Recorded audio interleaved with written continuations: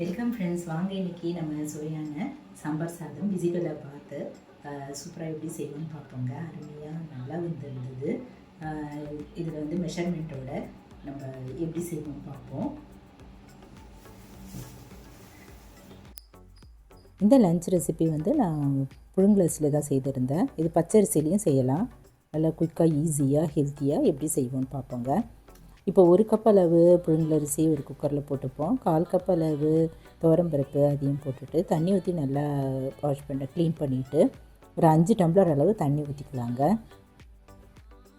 நல்லா குழைவாக வேகணும்ல, அதனால் 5 tumbler ஊற்றிடுவோம்.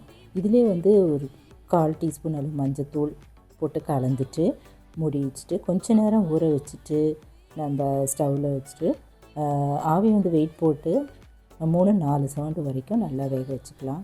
Lemon size அளவு புளி வந்து தண்ணியில் ஊற வச்சுப்போம்.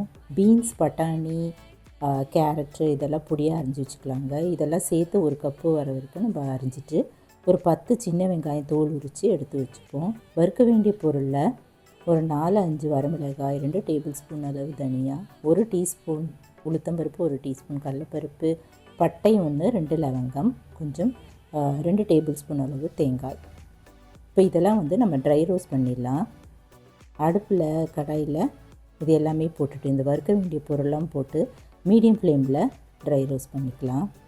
கூடவே தேங்காயும் போட்டு வறுத்துக்கலாங்க.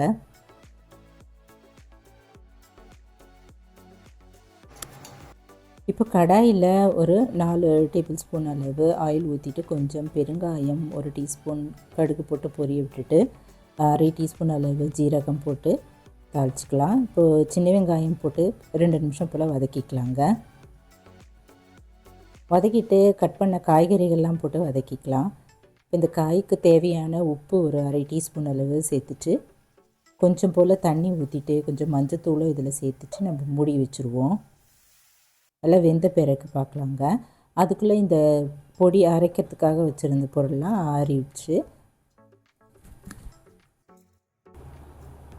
மிக்ஸி ஜாரில் போட்டுட்டு இல்லை பிளெண்டரில் போட்டு நல்லா நைஸாக அரைச்சிக்கலாங்க. இப்போ இந்த காயும் நல்லா வெந்துருச்சு. இது புளி நல்லா கரைச்சிட்டு வடிகட்டிட்டு இந்த காயில் சேர்த்துக்கலாங்க. கூடவே நம்ம பொடி பண்ணி வச்சுருந்த இந்த பொடியும் இதில் சேர்த்துடலாம். இந்த காய் வெந்த பிறகு இந்த பொடியும் சேர்த்துட்டு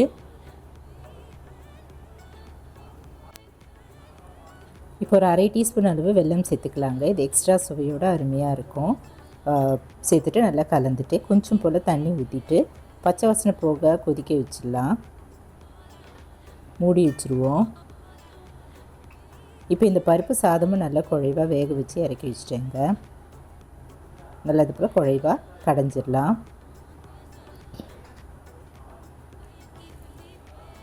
இப்போ இதுவும் நல்லா கொதிக்க ஆரம்பிச்சிருச்சு. பச்சை வாசனைலாம் போயிட்ட பிறகு இந்த சாதம் பருப்பும் இந்த போட்டுட்டு இதில் சேர்த்துட்டு உப்பு ஒரு டீஸ்பூன் அளவு சேர்த்துக்கலாங்க. இன்னும் கொஞ்சம் கூட பத்தலைன்னா இதில் கொஞ்சம் சேர்த்துக்கலாம். கரண்டியில் இது போல் நல்லா கிளறிட்டு 5-10 நிமிஷம் வரைக்கும் மீடியம் ஃப்ளேமில் அடுப்பில் வச்சுருந்துப்போங்க. இதில் கொஞ்சம் போல் வெந்நீரும் இதில் சேர்த்துக்கலாம். இந்த சாதத்தில் வந்து நான் மீடியமாக தான் காரம் சேர்த்துருந்தேன். இப்போ குழைவாக வெந்த பிறகு நம்ம ஒரு டேபிள் ஸ்பூன் அளவு நெய் ஊற்றிடலாம். ஊற்றிட்டு கலந்துட்டு நம்ம ஸ்டவ் ஆஃப் பண்ணிவிட்டு இறக்கி வச்சிடலாங்க. இதில் காரம் வந்து அதிகம் விருப்பம் தேவைப்பட்டதுன்னா நம்ம இன்னும் ஒரு 2 இல்லை 1 வரமிளகாய் எக்ஸ்ட்ரா ஆட் பண்ணிக்கலாம்.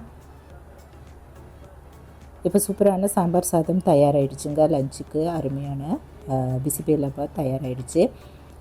இது மேலே ஒரு சில பொருள்லாம் நம்ம தாளித்து மேலே ஊற்றலாங்க. அடுப்பில் கரண்டி இல்லை கடாய் வச்சுட்டு அதில் ஒரு டேபிள் ஸ்பூன் அளவு நெய் ஊற்றிட்டு கொஞ்சம் போல் முந்திரி பருப்பு வறுத்து கொஞ்சம் பெருங்காயத்தூளும் போட்டுக்கலாம். கருவேப்பிலை ஒரு கொத்து அதையும் கிள்ளி போட்டுட்டு இந்த சாதம் மேலே அப்படியே ஊற்றிடலாங்க. அருமையான பிசி பெலே பாத் புழுங்கலரிசியில் சூப்பராக இது போல் செய்யலாங்க. ஹெல்த்தியான இந்த சாம்பார் சாதம் நீங்களும் ஒரு முறை இது போல் ட்ரை பண்ணி பாருங்கள். இந்த மெஷர்மெண்ட்டோடு செய்து பாருங்கள். சூப்பராக அருமையாக வந்துச்சு. லஞ்சு கூட நீங்கள் கொடுத்து அனுப்பலாம். இதுக்கு சைடிஷாக அப்பளம், ஆனியன் ரைத்தா, தயிரில் போட்ட வெங்காயமும் நீங்கள் வச்சு கொடுக்கலாம். இந்த ரெசிபி நீங்களும் ட்ரை பண்ணி பார்த்துட்டு எப்படி இருக்குன்னு சொல்லுங்கள். இந்த வீடியோ பிடிச்சதுன்னா என்னுடைய சேனல் குக்கிங் வித் சித்ரா அன்பு சேனலை சப்ஸ்கிரைப் பண்ணிக்கோங்க. லைக் பண்ணுங்கள், ஷேர் பண்ணுங்கள், கமெண்ட் பண்ணுங்கள். தேங்க்ஸ் ஃபார் வாட்சிங். நன்றி, வணக்கம். நம்ம அடுத்த வீடியோவில் பார்க்கலாம்.